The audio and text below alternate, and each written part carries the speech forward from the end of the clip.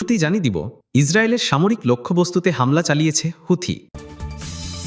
এরপর রয়েছে আল আকসা দখলের হুমকি ইসরায়েলি প্রতিরক্ষা মন্ত্রীর।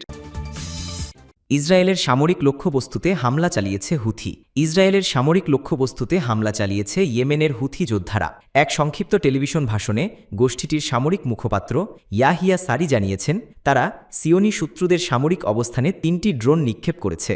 খবর আল জাজিরার। ইয়াহিয়া সারি বলেন, এই ড্রোনগুলো ইসরায়েলের ৩টি গুরুত্বপূর্ণ শহর তেল আবিব, আশকেলন ও হাইফায় লক্ষ্য করে নিক্ষেপ করা হয়। এর কিছুক্ষণ পরই গাজার নিকটবর্তী বনে নেজ্জারিম এলাকায় ও মিশর সীমান্তে সতর্কতা সাইরেন বাজতে শোনা যায়।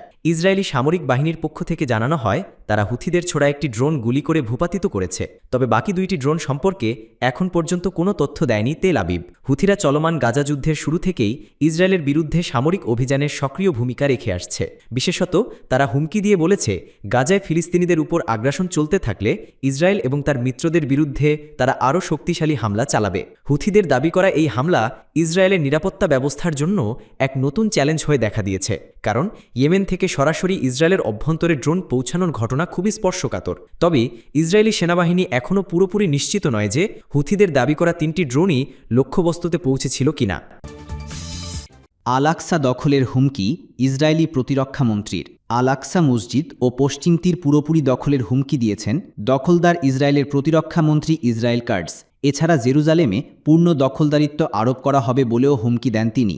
রোববার ৩ অগাস্ট সামাজিক যোগাযোগ মাধ্যম এক্স-এ এক পোস্টে ইসরায়েল কাটস লেখেন, তিশা বাআবের দিন দ্বিতীয় টেম্পল ধ্বংসের ২০০০ বছর পর পশ্চিম দেয়াল এবং টেম্পল মাউন্ট আল আকসা আবারও ইসরায়েলের পূর্ণ নিয়ন্ত্রণের মধ্যে এসেছে। তিনি লেখেন, ইসরায়েলকে ঘৃণাকারীরা আমাদের বিরুদ্ধে বিভিন্ন ব্যবস্থা নেওয়া এবং বিক্ষোভ অব্যাহত রেখেছে এবং আমরা জেরুজালেম, পশ্চিম দেওয়াল এবং আল আকসা মসজিদে আমাদের পূর্ণ নিয়ন্ত্রণ আরও শক্তিশালী করে যাব। তিনি আরও জানান, তিনি পশ্চিম প্রাচীরে গিয়েছিলেন, সেখানে জিম্মি ইসরায়েল সেনা ও ইসরায়েলিদের নিরাপত্তা ও হামাসের পরাজয়ের জন্য প্রার্থনা করেছেন।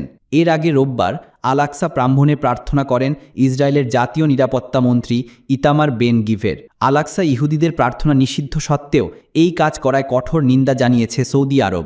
এক বিবৃতিতে বলেছে, আল আকসা মসজিদে ইসরায়েলি দখলদার সরকারের কর্মকর্তাদের বারবার উস্কানিমূলক কর্মকাণ্ডের কঠোর নিন্দা জানাচ্ছে সৌদি আরব।